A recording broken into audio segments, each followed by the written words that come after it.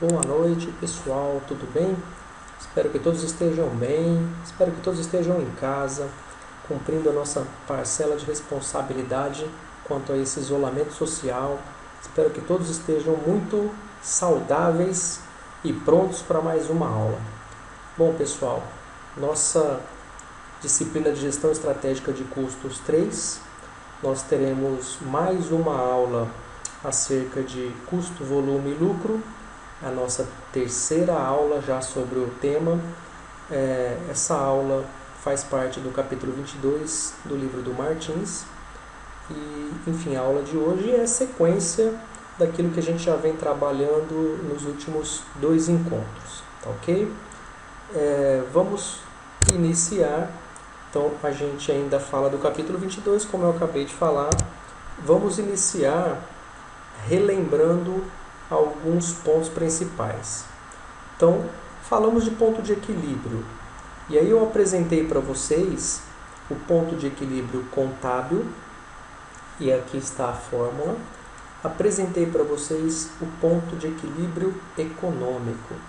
Também aqui está a fórmula. Na aula passada eu não apresentei o ponto de equilíbrio financeiro. É o que a gente também vai analisar hoje. Bom, só para relembrar os senhores, quando a gente fala de visão contábil e visão econômica, nós tínhamos uma diferenciação na qual nós trabalhamos na aula passada. Então, a visão contábil é uma visão bem numérica, né? Eu apuro custos, despesas, preço unitário de venda, custo variável e eu chego em número, ok? Ponto de equilíbrio econômico, eu emprego um diferencial na minha visão. E esse diferencial é o custo do capital próprio. Então, compensa de fato eu empregar o meu capital em uma atividade? É necessário calcular, óbvio. Lembrem-se, né, do custo de oportunidade, que a gente já falou bastante na aula passada, em outros momentos também.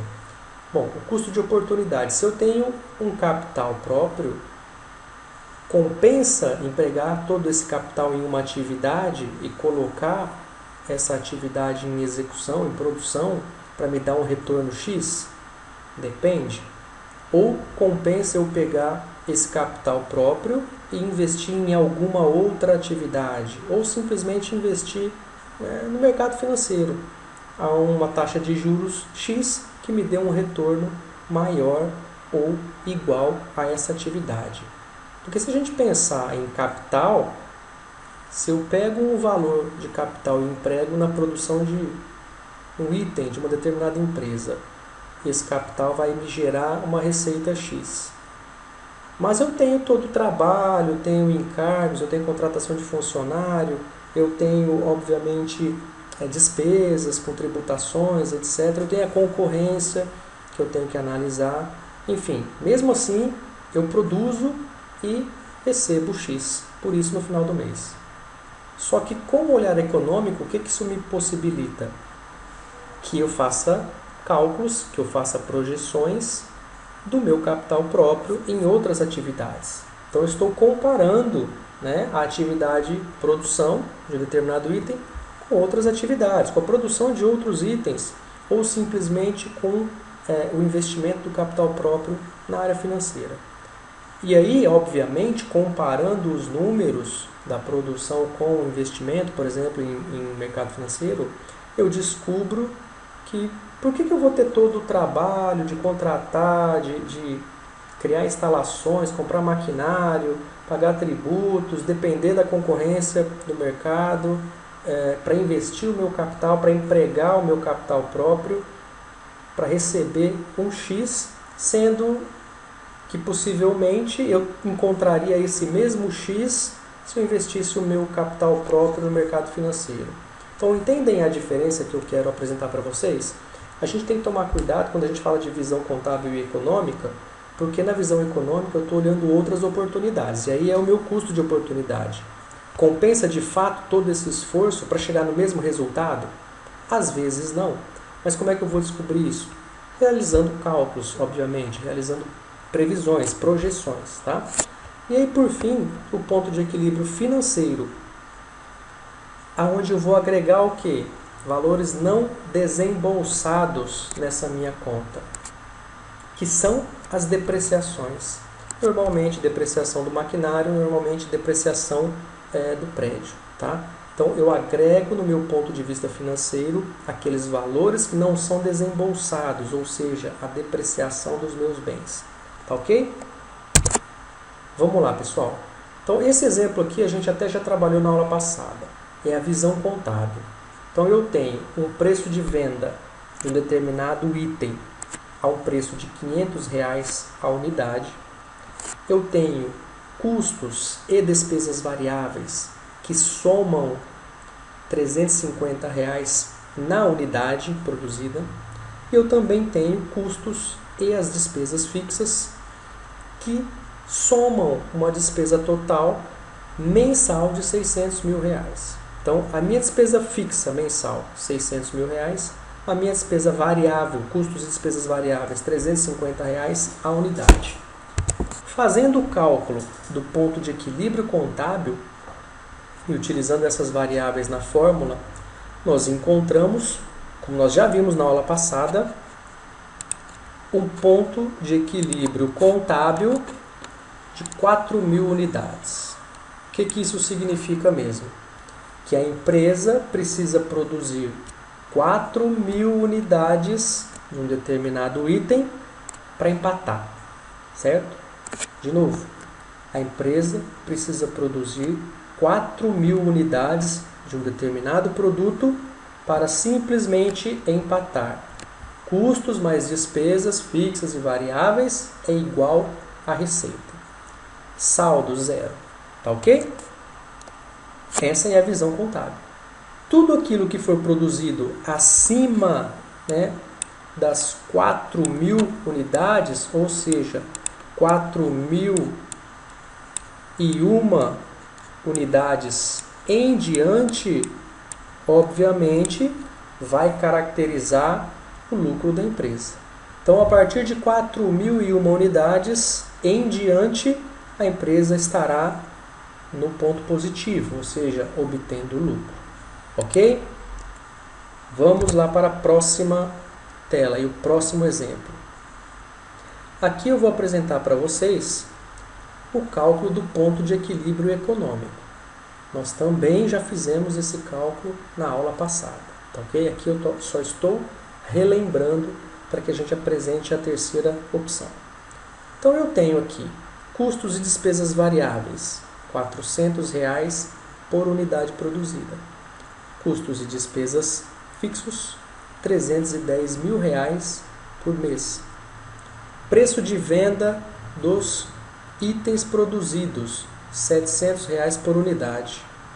Patrimônio líquido, R$2.500.000. Custo do capital próprio, 2% ao mês. Lembrem-se, aonde eu quero chegar com isso? Se eu tenho um patrimônio líquido de R$2.500 por mês e eu tenho no mercado algum produto que já me pague 2% ao mês sem fazer nenhum tipo de esforço, sem precisar comprar um prédio, sem precisar contratar mão de obra, sem precisar comprar matéria-prima, ou seja, nada, sem fazer nada, eu encontro no mercado um custo de capital 2% ao mês, eu vou calcular para ver se é viável todo o meu investimento, tá ok? Porque se eu não tiver esse retorno empregando os meus R$2.500.000 na produção desses itens, então não é viável fazer tal produção, ok? Vamos lá para os cálculos.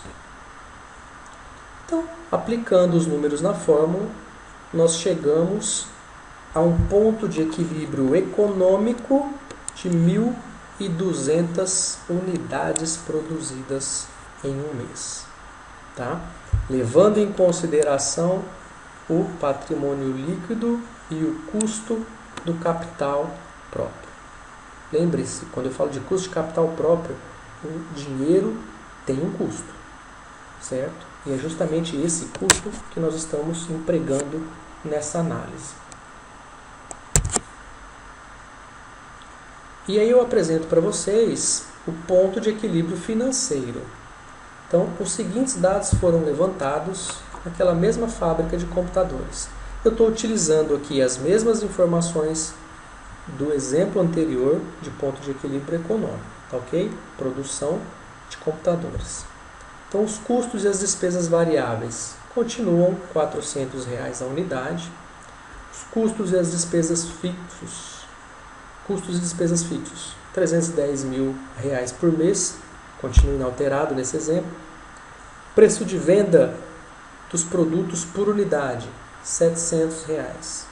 E aqui eu adiciono depreciação das máquinas, R$ 10 mil, e depreciação do prédio da fábrica, R$ 15 mil. E aí empregamos esses dados na fórmula do ponto de equilíbrio financeiro. Nós chegamos no seguinte resultado. São 950 unidades produzidas no meu ponto de equilíbrio financeiro. Ok? Então, lembrando que eu tenho que levar em consideração um diferencial que se chama depreciação total. Ok?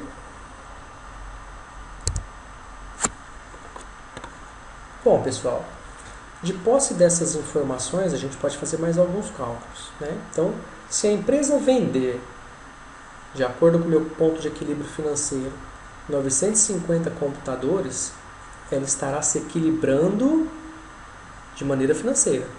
Porém, ela estará apresentando um prejuízo contábil. Vamos ver? Então, vamos lá. 950 unidades produzidas vezes o meu preço de venda me dá a minha receita bruta total, né? Então, a minha receita bruta, nesse exemplo dos computadores, R$ 665 mil. Bom, calculando os custos e as despesas variáveis, 950 unidades produzidas vezes R$ 400 de custos e despesas variáveis, nós temos uma dedução de R$ 380 mil. Empregando essa conta os custos e despesas fixos, que nós já temos essa informação mensal de custo de R$ 310 mil. Somando, né, receita menos despesas, nós teríamos então um prejuízo contábil de R$ 25 mil.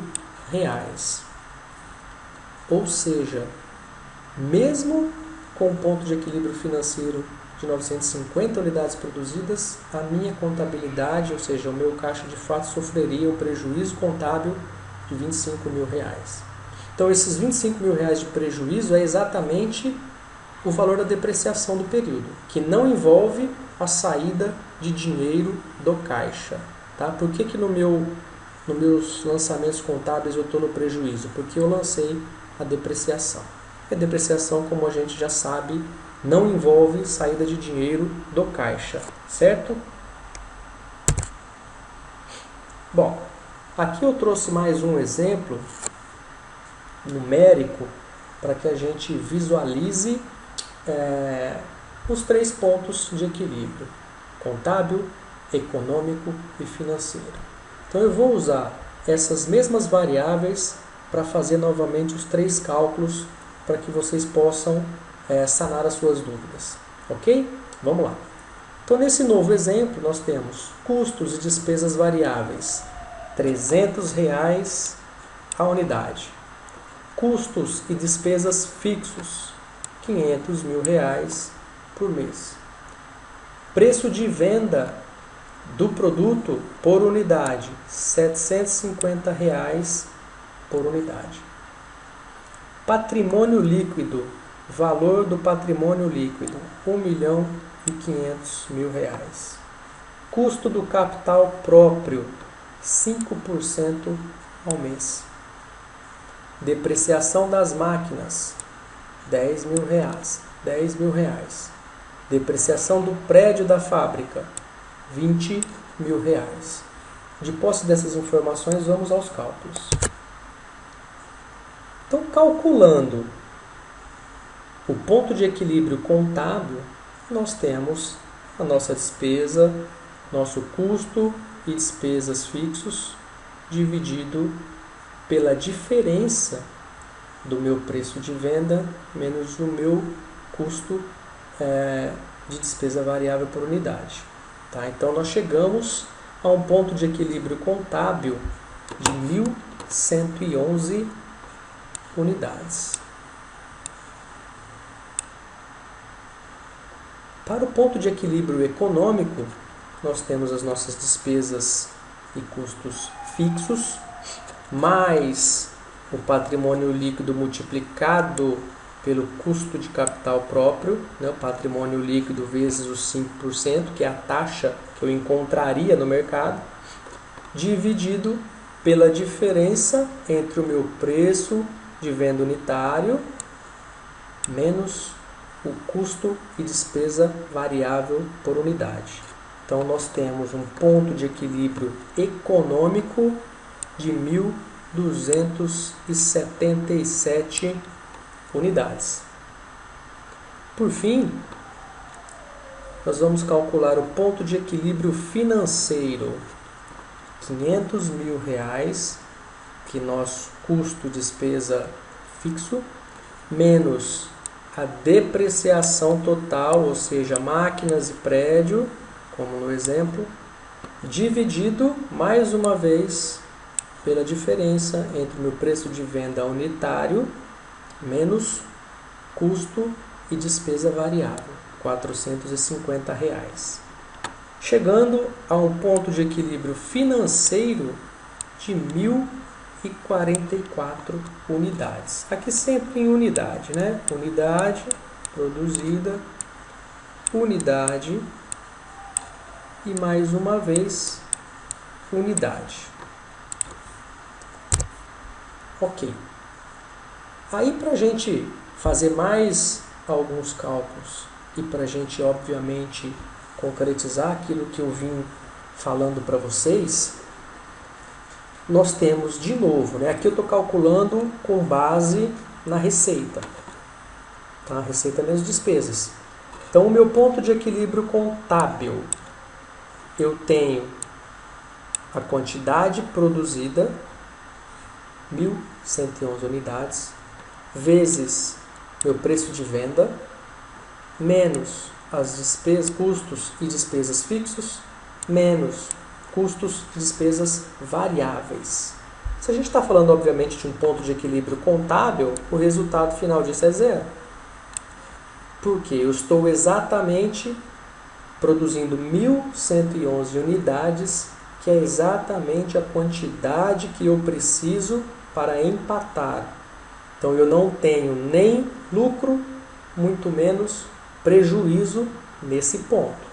A partir da minha unidade produzida de número 1.112, ou seja, mais uma unidade produzida, além das 1.111, aí sim eu vou obter o lucro.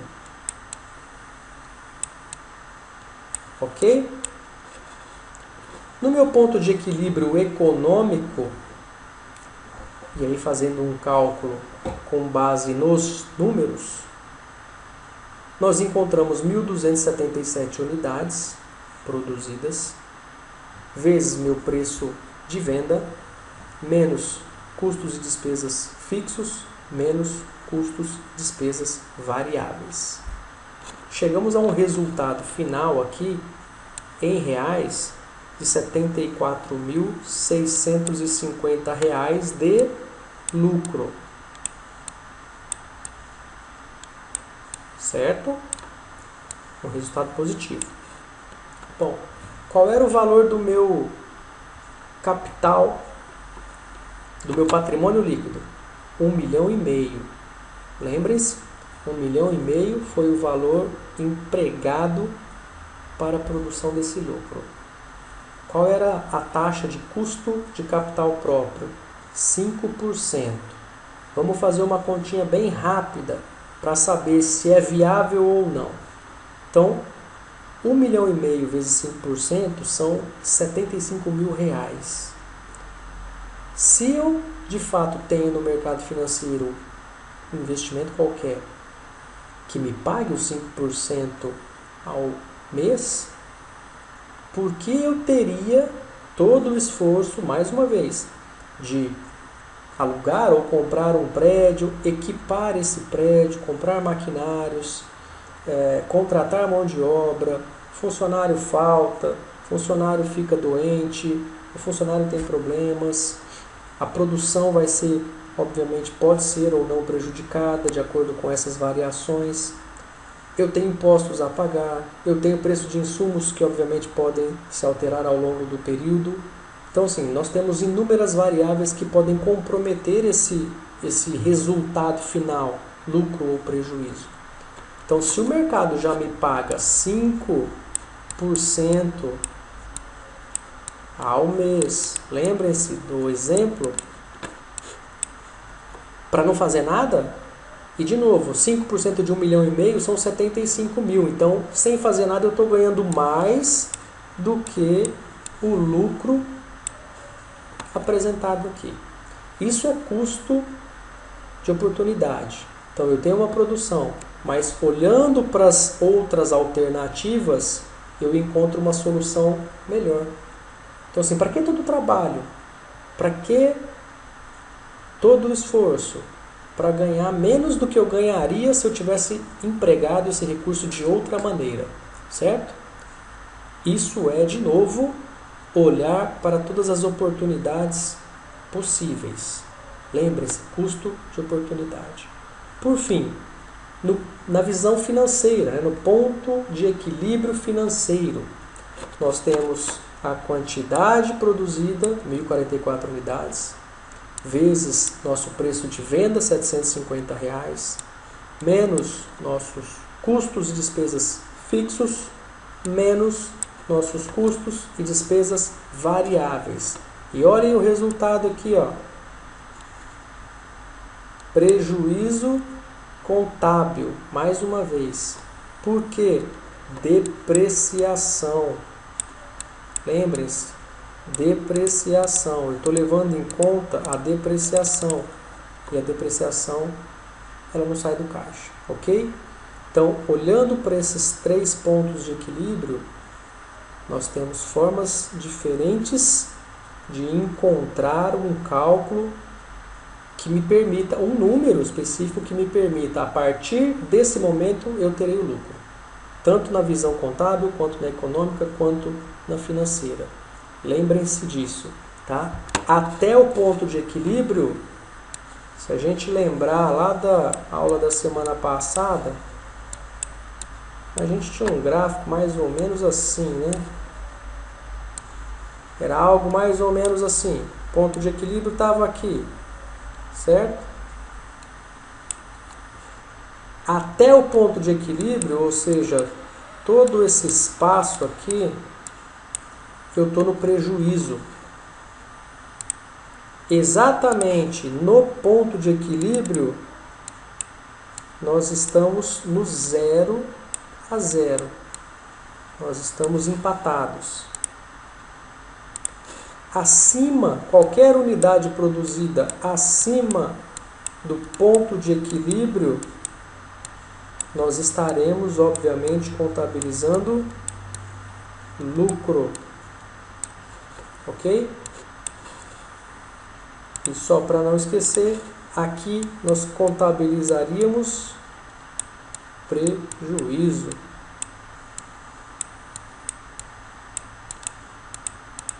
Prejuízo. Tá ok, pessoal? Gostaria de lembrar a vocês mais uma vez as 3 fórmulas. Então, ponto de equilíbrio contábil, custos e despesas fixas dividido pelo preço de venda unitário menos custos e despesas variáveis unitárias. Ponto de equilíbrio econômico, custos e despesas fixas mais o custo do capital próprio, que é o valor do patrimônio líquido, multiplicado por uma taxa de retorno ao mês, dividido pelo preço de venda unitário, menos custos e despesas variáveis unitárias. E por fim, ponto de equilíbrio financeiro aqui embaixo.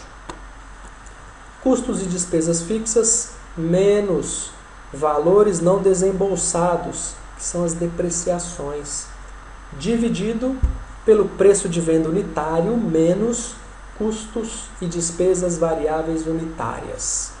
Uma dica: as três fórmulas possuem o mesmo denominador. Então, aqui você sempre vai dividir pelo preço de venda unitário menos custos e despesas variáveis unitárias. Podem reparar que são sempre a mesma coisa. Aonde eu tenho as variações? Na parte superior da fórmula. Tá ok, pessoal? Gravem isso para facilitar depois nos cálculos, ok? Bom, pessoal, para a aula de hoje é isso. Mais uma vez eu vou lembrar vocês a importância de vocês realizarem a leitura do capítulo lá no livro, capítulo 22 do Eliseu Martins. Vocês vão encontrar todas as informações necessárias de maneira mais completa, né? Lembrando que os slides obviamente são um resumo do capítulo do livro, as partes mais importantes, mas voltem lá no livro, façam a leitura e depois tragam as suas dúvidas. Lembrem-se que estarei online e disponível para vocês através do WhatsApp, através do e-mail ou qualquer outro meio de comunicação que vocês preferirem, sempre às quartas-feiras no horário de nossas aulas, tá ok? Podem me acionar, tragam as suas dúvidas para que a gente possa prosseguir. Como eu havia mencionado na semana passada, na aula que vem nós faremos já a nossa atividade de número 1 do segundo bimestre. Então eu vou preparar o material, vou postar o material no Jacad para vocês, para que vocês possam, obviamente, realizar essa atividade, e o prazo de entrega provavelmente de uma semana. Não deixem para a última hora, não acumulem atividades, porque eu sei que vocês também terão atividades de outros professores. Então, mais uma vez, façam a nossa atividade na quarta-feira da semana que vem, tá ok? Aproveitem o tempo de vocês, utilizem com sabedoria. Mais uma vez eu espero que todos estejam bem, todos estejam saudáveis, todos estejam se cuidando bastante. Pessoal, meu muito obrigado, uma boa noite a todos e até a semana que vem. Um abraço.